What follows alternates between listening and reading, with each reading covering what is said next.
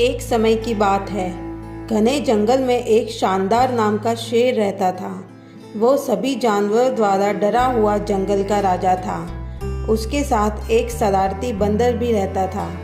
बंदर अपनी चालाकी और खिलखिलाहट वाले स्वभाव के लिए प्रसिद्ध था। एक दिन जब शेर ने अपने राज्य में भ्रमण कर रहा था, तो उसने बंदर को पेड़ से पेड़ पर लटकते हुए खुशी खुशी बातें करते हुए देखा। बंदर के उलटफेर को देखकर शेर सिंह को उसके खिलखिलाहट से खुजली हुई। उसने बंदर से बातचीत करने का निर्णय किया। से कहा, मैंने तुम्हारी चालाकी और चुस्ती को देखा है। क्या तुम मेरे सलाहकार बनने का सोचते हो? तुम्हारी चालाकी मुझे जंगल का शासक बनाने में बहुत मददगार हो सकती है। बंदर शेर सिंह के प्रस्ताव से प्रेरित होकर तत्काल स्वीकार कर लिया। उसने इसे जंगल के राजा के प्रति पसंद जताया और शायद ही कुछ राजकीय विशेष अधिकार का आनंद लेने का अवसर माना। दिन दिन बीतते गए। बंदर शेर सिंह के साथ उसकी दैनिक घूमने में सहायक होता रहा, सुझाव देता और जंगल की गपशप साझा करता रहा। शेर सिंह को बंदर की सलाह काफ़ी मूल्यवान लगी और उनकी मित्रता खिली। हालांकि समय के साथ बंदर का अहंकार फूलने लगा। उसने शेर सिंह से अपने को अधिक चतुर मानना शुरू कर दिया और उसके विश्वास का फ़ायदा उठाना शुरू किया।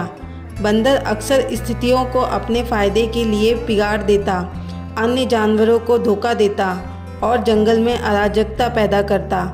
शेर सिंह बंदर की धोखेबाजी से अनजान रहते हुए उस पर अंधविश्वास की नज़र से उत्तेजित रहा, लेकिन जंगल के अन्य जानवर बंदर की चालाकियों से सतर्क हो गए और उनके असली इरादों के बारे में एक दूसरे के बीच चुगलखोरी होने लगी। एक दिन कुछ जानवर शेर सिंह के पास आए और उसे बंदर के बारे में सूचित किया। शेर सिंह इस सूचना से चौंक गए और दुखी हो गए।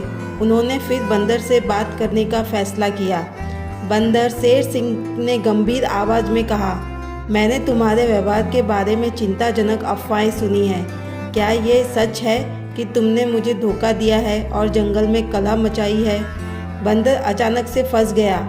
अपने को बचाने का प्रयास किया, लेकिन उसकी झूठ शेर सिंह की समझदार नज़र के सामने जल्दी से सामने आ गई। बंदर ने अपने धोखे की बात को मानते हुए शेर सिंह के आगे शर्मिंदा और बदनाम महसूस किया। तुमने मेरा विश्वासघात किया है और हमारे जंगल की शांति को कलंकित किया है। शेर सिंह ने गर्जना की, तुम यहाँ अब और नहीं रह सकते। तुरंत चले जाओ और कभी वापस मत आना। बंदर ने अपमानित और शर्मिंदा महसूस करते हुए जंगल की गहराइयों में चला गया और कभी वापस नहीं दिखाई दिया। शेर सिंह अपने मित्र के नुकसान से दुखी हो गए। जानते थे कि उन्हें न्याय का पालन करना होगा और अपने राज्य में समाधान और संयम बनाए रखना होगा। अन्य जानवरों ने शेर सिंह के निर्णय की प्रशंसा की और उन्हें बंदर की शरारत से छुटकारा पाने के लिए धन्यवाद दिया। उस दिन के बाद शेर सिंह ने जंगल को बुद्धिमत्ता और न्याय से निर्वहन किया, सभी जानवरों का सम्मान और प्रशंसा प्राप्त करते हुए जो उसे अपना घर मानते थे। जय हिंद दोस्तों।